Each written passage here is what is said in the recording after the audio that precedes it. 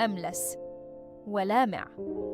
الألوان: بني فاتح، بني محمر، وأحياناً مع علامات بيضاء. الوجه: كمامة قصيرة مع تعابير حيوية وعيون معبرة.